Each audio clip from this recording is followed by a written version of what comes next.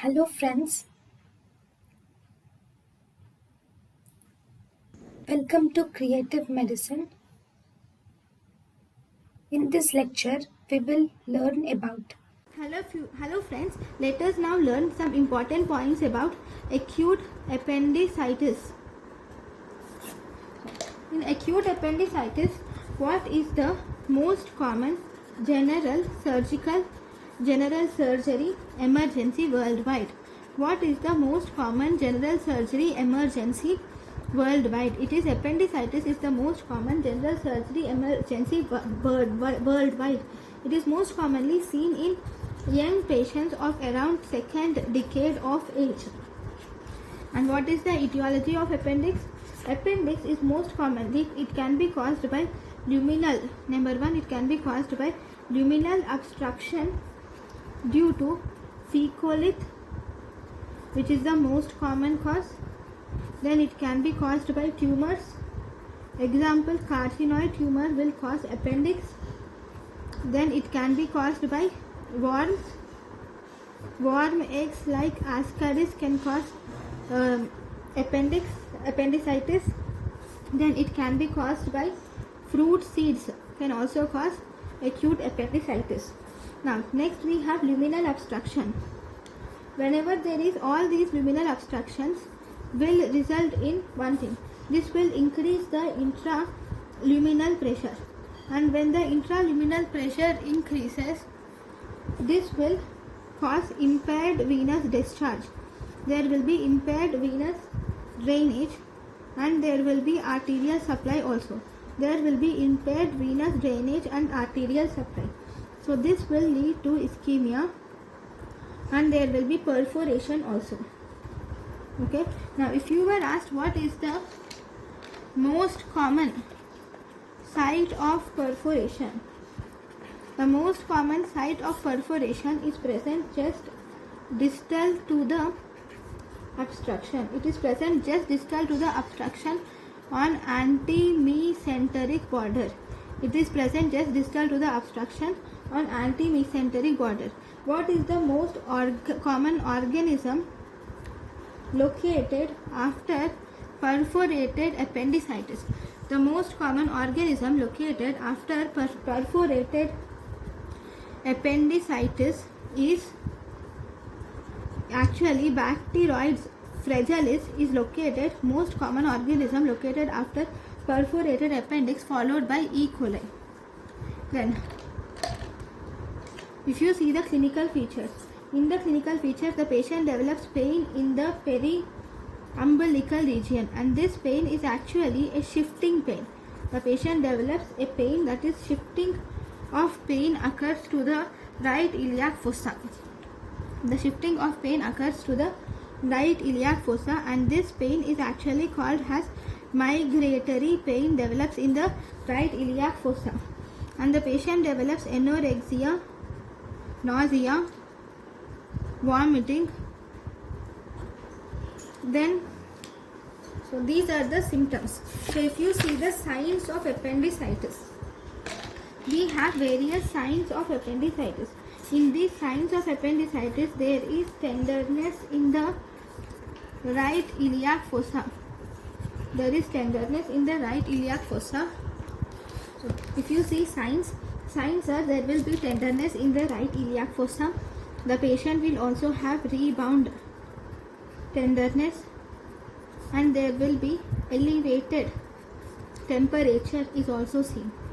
So there will be tenderness in the right iliac fossa, rebound tenderness, and elevated temperature is seen. If you see lab investigations, you will see presence of leukocytosis is seen, and you will also see presence of shift to left is seen. Now we will see all the signs, named signs. So first we have Dunphy's sign. So what do you see in Dunphy's sign? In Dunphy's sign, the patient complains of pain on cuffing. Okay. Then we have Orange sign. In Orange sign, the patient complains of pain on pressure in epigastrium. The patient complains of pain on pressure in epigastrium. Then we have Ten Horn sign. In Ten Horn sign, pain on gentle. The patient complains pain on gentle traction of right testis. The patient will have the pain which is called as ten-horned pain. Then we have rosing sign. In rosing sign, the patient complains of pain in right iliac fossa is present on pressing the left iliac fossa. The patient will have pain in right iliac fossa by pressing the left iliac fossa. This rosing sign is actually the most characteristic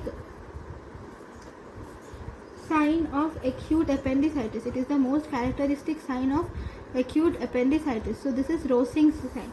Then we have obturator sign. Obturator sign is here the patient has pain on internal rotation. The patient will have pain on internal rotation of the right thigh. The patient will have pain on internal rotation of the right thigh over the hip joint. Then this obturator sign is actually positive in pelvic appendicitis. It is positive in pelvic appendicitis. Then if you see in pelvic appendicitis, orientation of appendix is towards the pelvis. Orientation of the appendix is towards the pelvis. And you will also see that and this orientation is towards the pelvis, and it is present in close relationship to the rectum.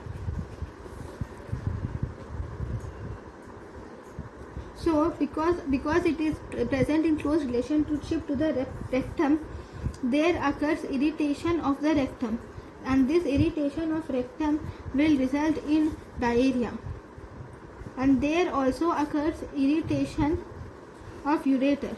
This irritation of ureter will also cause microscopic hematuria. Irritation of ureter causes microscopic hematuria.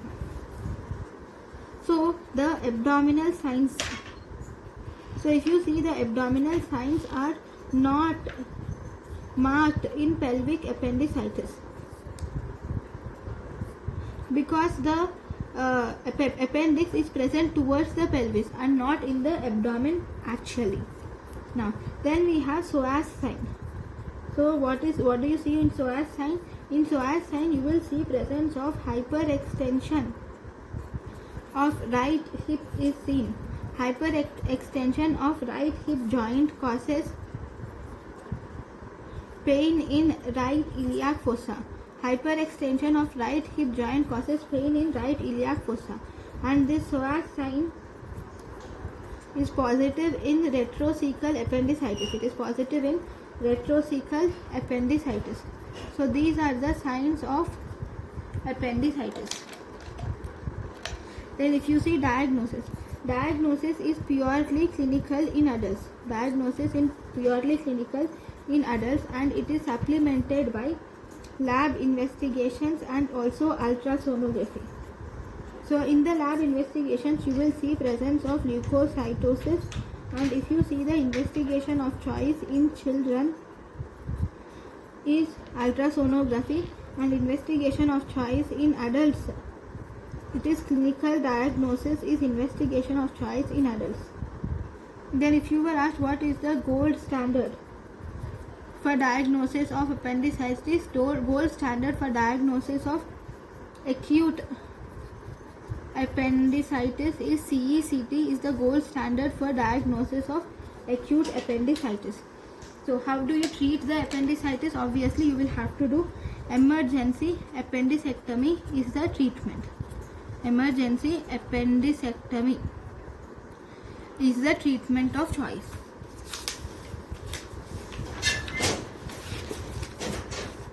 Now we will learn about the score which is present in appendicitis. One score is present in appendicitis which is important, which is called as Alvarado score.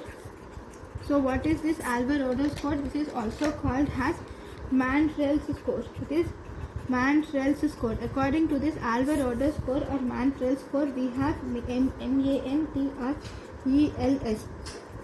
So M for there is migratory pain is given the score of 1.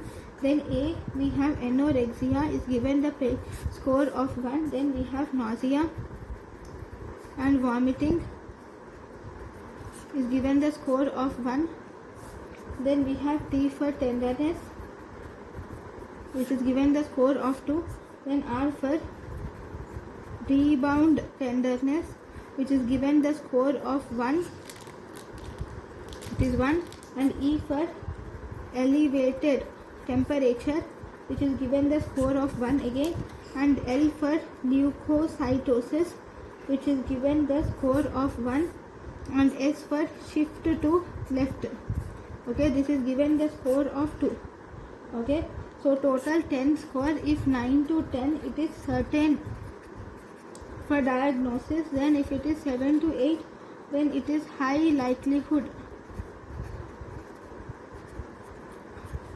for diagnosis. Then we have 5 to 6, it is equivocal. 5 to 6 it is equivocal, that is it is most dangerous. Then if it is 1 to 4, this is negative for acute appendicitis. So this is Alvarado scoring. Then we have the next important thing is the risk factors for appendicular perforation. So if you see the risk, what are the risk factors for appendicular perforation? The risk factors of appendicular perforation include if there is fecalith obstruction, one fecalith obstruction, then diabetes mellitus, then immunocompromised state, then there will be extremes of ages,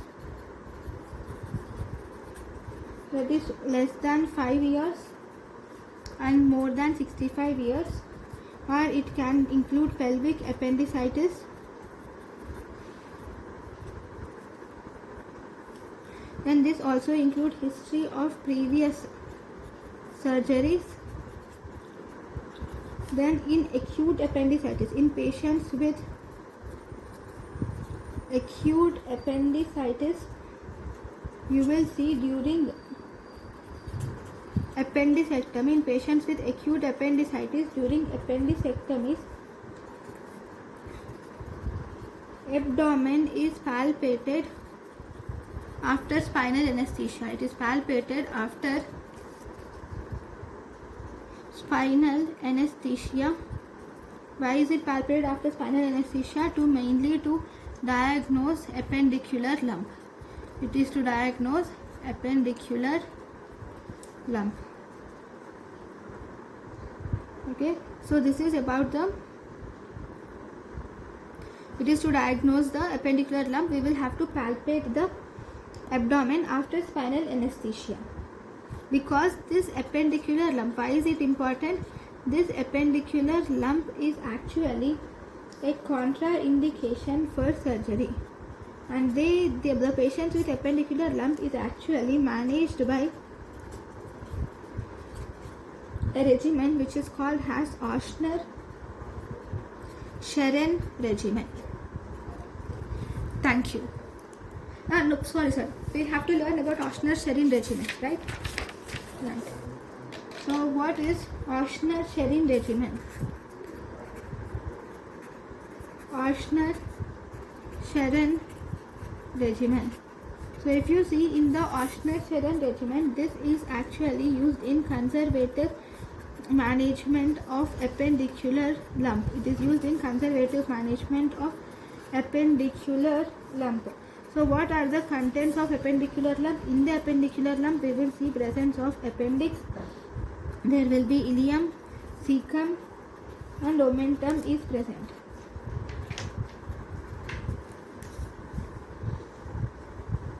If the surgery is done during appendicular lump, then this will increase the risk of injury to the cecum. So whether to know if appendicular lump is present or not, this appendicular lump is actually diagnosed by, you will have to do CECT is done. To find out appendicular lump is present or not, we do CECT is done. Okay, so if you, what is Ochsner-Sharon regimen? What is Ochsner-Sharon regimen? So here in Ochsner Sherin regimen, you will start IV fluids to the patient. IV antibiotics should be started to the patient. And if there is abscess, if any abscess has been found, then you will have to drain the abscess.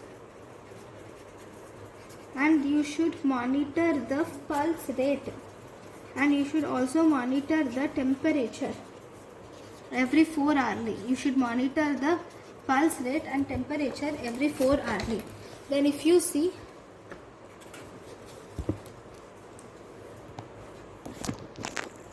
you will have to monitor temperature and pulse rate should be monitored every 4 hourly, and you will see that within 24 to 48 hours most patients will improve.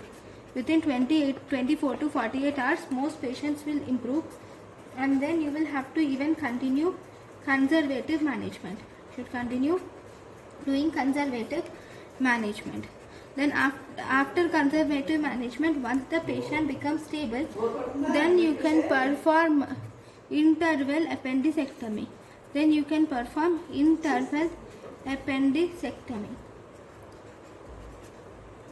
So this interval appendicectomy is only performed in patients who are experiencing recurrent appendicitis. Okay, so this is about the Ochsner Sherin regimen. Next, what are the indications of surgery? The indications of surgery are if the pulse is raising. While doing Ochsner Sherin regimen, if the pulse rate is raising, or if there is spreading abdominal pain, or if the mass size is increasing, or if the mass size is increasing, then these are the indications of surgery. Now, what about the appendicectomy? So if you see in the appendicectomy, so appendicectomy can be of two types. One, we have laparoscopic appendicectomy, and second we have open appendicectomy can be done. So in either of it, first we have to know what is McBurney's point. McBurney's point is actually the junction which of lateral 2/3. It is the junction of lateral 1/3 from umbilicus and medial 2/3 from anterior superior iliac spine. So if this is the umbilicus and junction from lateral 1/3 of the umbilicus, it is lateral 1/3 and medial 2/3.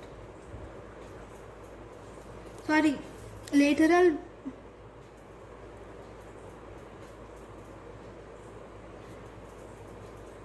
what is McBurney's point? It is lateral 1/3 or 1/8. It is the lateral 1/3 and medial 2/3 of the line joining the appendix and anterior superior iliac spine. So what is this McBurney's point? It is the junction of lateral 1/3 and medial 2/3 of the line joining the appendix and anterior superior iliac spine.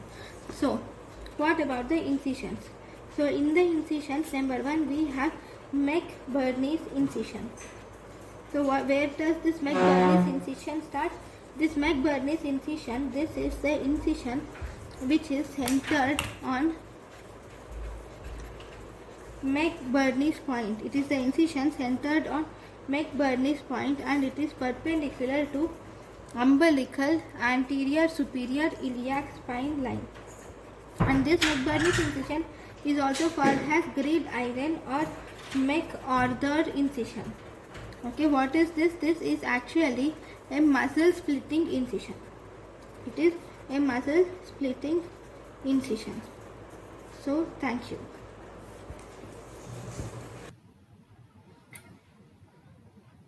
Thank you, and thank you for watching.